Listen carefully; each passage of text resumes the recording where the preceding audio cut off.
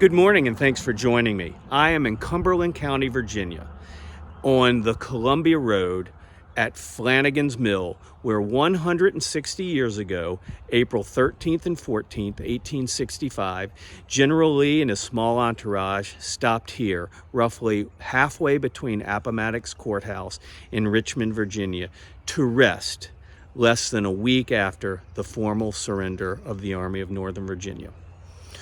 On April 9th, 1865, Lee had met with General Grant, commander of all Union forces, to formally negotiate the surrender of the Army of Northern Virginia to the federal forces. They worked out the details of that were later put to pen. General Grant, on Lincoln's suggestion and orders, had let the Confederates up easy. He had pardoned and paroled the Confederate soldiers.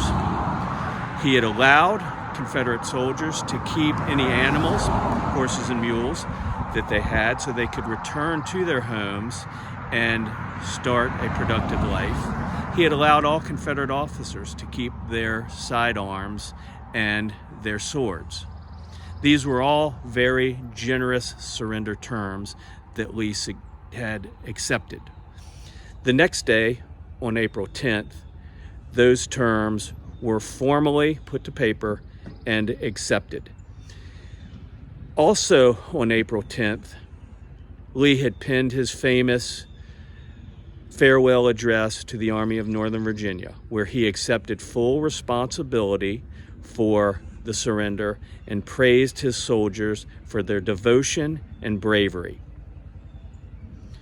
On April 12th, the formal surrender of the Army happened, where the Army of Northern Virginia assembled one last time for its grand review, marched into Appomattox Courthouse, stacked its arms, and furled its colors for the last time. Later that day, Lee left Appomattox Courthouse. On the next day, he arrived here for rest.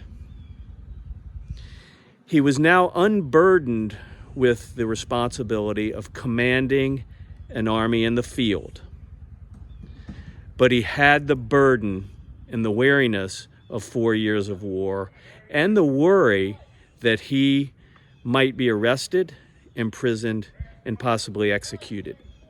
He also worried regarding that for his soldiers, despite the favorable terms penned by Grant. So Lee laid his head down, unburdened in one sense and very burdened in another. When he woke up the next day on April 14th, everything was packed and the journey continued to Richmond. Unknowingly to him at the time, but of course we know that now, later that night, April 14th, 1865, an assassin, John Wilkes Booth, snuck into Ford's Theater and assassinated President Lincoln.